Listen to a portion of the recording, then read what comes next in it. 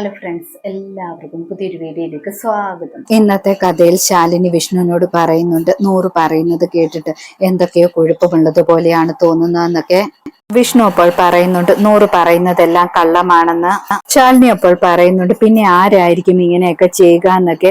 ആ സമയത്ത് വിഷ്ണു പറയുന്നുണ്ട്, ആ നസീർ തന്നെ ആയിരിക്കുമെന്ന്. അവൻ നൂറിനെ വിവാഹം കഴിക്കണമെന്ന് പറഞ്ഞ് വന്നു കാണും, അവനായിരിക്കും പ്രശ്നമുണ്ടാക്കിയിരിക്കുന്നതെന്നൊക്കെ പറയാണ്. ശേഷം വിഷ്ണുവും ശാലിനിയും കൂടെ നൂറിന്റെ അച്ഛനെ കാണാൻ ചെല്ലുകയാണ്. നൂറിന്റെ അച്ഛൻ കണ്ണു തുറന്ന് കിടക്കുകയായിരുന്നു. ആ സമയത്ത് നൂറ് പറയുന്നുണ്ട്, ഇതാരാ വന്നിരിക്കുന്നതെന്ന് നോക്കാനെന്നൊക്കെ. വിഷ്ണുവും ശാലിനിയും നൂറിനോട് പറയുന്നുണ്ട്, നമുക്ക് പരാതി കൊടുക്കണമെന്ന്. നൂറപ്പോൾ പറയുന്നുണ്ട്, ബാപ്പച്ചി സമ്മതിക്കത്തില്ല, ബാപ്പച്ചിയോടല്ല ചോദിച്ചു നോക്കാനെന്ന് പറയുന്നുണ്ട്. ബാപ്പച്ചി പക്ഷെ സമ്മതിക്കുന്നില്ല. ശാലിനി നൂറിനോട് പറയുന്നുണ്ട്, എന്താവശ്യമുണ്ടെങ്കിലും ഞങ്ങളെ വിളിച്ചാൽ മതി, ഞങ്ങൾ വരാമെന്നൊക്കെ പറയുന്നു. ശേഷം രണ്ടുപേരും അവിടെ നിന്ന് ഇറങ്ങുകയാണ്. വിഷ്ണു ശാലിനിയോട് പറയുന്നുണ്ട്, ഇതിന്റെ പിന്നിൽ ആ നസീർ തന്നെയാണ്, ഉറപ്പായിട്ടും അവനെ പോലീസിലല്ലേ ഏൽപ്പിക്കേണ്ടത്, അവനെ ഞാൻ കൈകാര്യം ചെയ്യാം, അവനെ ഒന്ന് കാണട്ടെ എന്നൊക്കെ പറയുന്നു.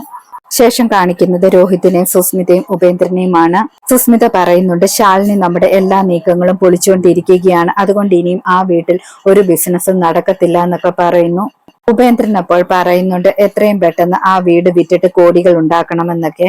രോഹിത് അപ്പോൾ പറയുന്നുണ്ട്, അത് നടക്കത്തില്ല, അത് വിറ്റാൽ പിന്നെ ഞാൻ എങ്ങോട്ട് പോകുമെന്ന് ചോദിക്കുന്നു. സുസ്മിത അപ്പോൾ പറയുന്നുണ്ട്, നിന്റെ കാര്യം നീ നോക്കണമെന്ന്. രോഹിത് അപ്പോൾ പറയുന്നുണ്ട്, ശ്യാമയും വിഷ്ണു ഒക്കെ പറഞ്ഞതപ്പോൾ ശരിയാണല്ലോ, അവര് പറഞ്ഞത് നിങ്ങൾ എന്നെ ഉപയോഗിക്കുകയാണെന്നാണ്, അപ്പൊ അത് സത്യമാണല്ലേ എന്നൊക്കെ ചോദിക്കുന്നു. സുസ്മിത അപ്പോൾ പറയുന്നുണ്ട്, നിന്നെ ഞങ്ങൾ ഞങ്ങളുടെ ആവശ്യത്തിന് വേണ്ടി തന്നെ ഉപയോഗിച്ചതാണെന്ന്. രോഹിത് അപ്പോൾ പറയുന്നുണ്ട്, വേറെ എന്ത് കാര്യത്തിനും നിങ്ങളുടെ കൂടെ ഞാൻ കൂട്ടുനിൽക്കും, പക്ഷെ ആ വസ്തുവും വീടും വിൽക്കാൻ ഞാൻ സമ്മതിക്കത്തില്ല എന്നൊക്കെ പറയാണ്. രോഹിത് അവിടെ നിന്നും പോയതിന് ശേഷം ഉപേന്ദ്രൻ സുസ്മിതയോട് പറയുന്നുണ്ട്, ഇതിങ്ങനെ വിട്ടാൽ പറ്റത്തില്ലെന്നൊക്കെ, അവനെ കൊന്നിട്ടാണെങ്കിലും ഞാൻ കാര്യങ്ങൾ നടത്തുമെന്നൊക്കെ പറയാണ്. ശേഷം കാണിക്കുന്നത് നസീറിനെയും കൂട്ടരെയുമാണ്. നസീർ ഗുണ്ടകളോട് പറയുന്നുണ്ട്, ഇനിയും സൂക്ഷിക്കണമെന്നൊക്കെ. ആ സമയത്താണ് വിഷ്ണുവും കമലനും അവിടേക്ക് വരുന്നത്. വിഷ്ണു നസീറിനോട് പറയുന്നുണ്ട്, സെറ്റപ്പ് ആണല്ലോ എന്നൊക്കെ. വിഷ്ണു പറയുന്നുണ്ട്, എനിക്ക് സംസാരിക്കണമെന്ന്. അപ്പോൾ അയാൾ ചോദിക്കുന്നുണ്ട്, എന്താണ് നിനക്ക് സംസാരിക്കേണ്ടതെന്ന്.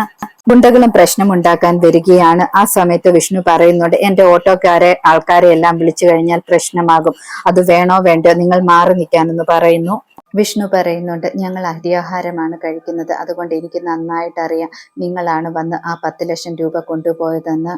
എന്റെ വീട്ടിൽ നിന്നും കൊണ്ടുപോയ 10 ലക്ഷം രൂപ എവിടെയെന്ന് ചോദിക്കുകയാണ്. അത് കേൾക്കുമ്പോൾ ഗുണ്ടകളും അങ്ങോട്ട് ഇറങ്ങി വരികയാണ്. ഞങ്ങളും ചോറാണ് കഴിക്കുന്നതെന്ന് പറഞ്ഞിട്ട്.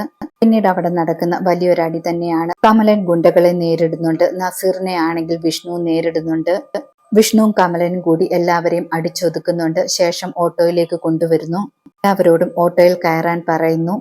വിഷ്ണുവിനെ പേടിച്ച് എല്ലാവരും ഓട്ടോയിൽ കയറുന്നുണ്ട്. കമലൻ വിഷ്ണുവിനോട് പറയുന്നുണ്ട്, ആശാനെ ഇങ്ങനെ ഒരു സർവീസും കൂടെ ഉണ്ടായിരുന്നെങ്കിൽ ഞാൻ ഒരു പെട്ടി വണ്ടി കൂടെ എടുത്തേനെ എന്നൊക്കെ.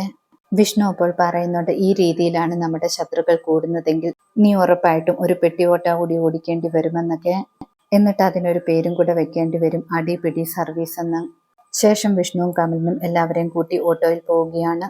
ശേഷം കാണിക്കുന്നത് സത്യാമ്മയും രാഘവൻ നായറിനെയുമാണ്. രാഘവേട്ടനാണെങ്കിൽ ഉറക്കത്തിൽ നിന്ന് എഴുന്നേറ്റ് കഴിയുമ്പോൾ വീട്ടിലേക്ക് പോകണമെന്ന് പറയുന്നു.